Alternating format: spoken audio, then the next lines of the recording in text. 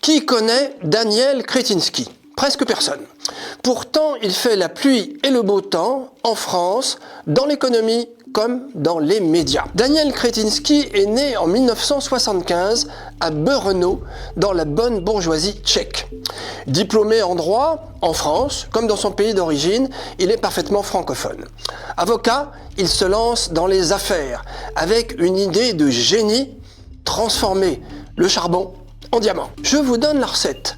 Nous sommes dans les années 2000. Le charbon, le lignite, les mines, tous ces secteurs ferment les uns après les autres en Europe. Ils coûtent cher et ils polluent. Mais ils emploient du monde. Et toute fermeture accroît le chômage. L'ami Daniel rachète à tour de bras des mines de charbon ou des centrales de gaz un peu anciennes. Parfois, on les lui donne avec un peu de subvention. Il a compris que la transition énergétique allait prendre des années. L'Union européenne se tire une balle dans le pied en boycottant le gaz russe. Les prix de l'énergie atteignent des hauteurs stratosphériques. C'est une véritable fortune pour Kretinsky, devenu actionnaire majoritaire de 70 sociétés dans 9 pays européens. Il est maintenant dans les 10 premiers fournisseurs d'énergie en Europe. Il prend des parts dans la Fnac, dans le distributeur allemand Metro. Il va devenir l'actionnaire de référence du groupe Casino.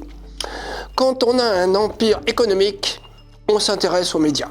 Il commence en Europe centrale et en Allemagne, mais c'est en France qu'il concentre le tir. Il rachète l'hebdomadaire Marianne en 2018. La même année, il tente de devenir actionnaire de référence du groupe Le Monde en reprenant les parts du banquier Mathieu Pigasse. Mais il est bloqué dans une position minoritaire. En 2019, il rachète des magazines de Lagardère. Elle, Télé 7 jours, France Dimanche, Ici Paris et quelques autres. Le ton de Marianne est un peu trop hostile à Emmanuel Macron. Comme contre-feu, il lance à fond perdu l'hebdomadaire pro-Macron Franc-Tireur. Début 2023, il est en négociation avec Vincent Bolloré pour acheter Editis, le numéro 2 français de l'édition. Enfin, Libération étant une fois de plus au bord de la faillite, il donne 1 million d'euros au quotidien libéral libertaire, adossé à un prêt de 14 millions qui, à terme, pourrait lui assurer le contrôle du journal. Le 21 avril 2002, veille du premier tour du scrutin présidentiel, Kretinsky faisait changer la une de Marianne avec 2 visages. Celui d'Emmanuel Macron, malgré la colère, et celui de Marine Le Pen sous-titré « Éviter le chaos ».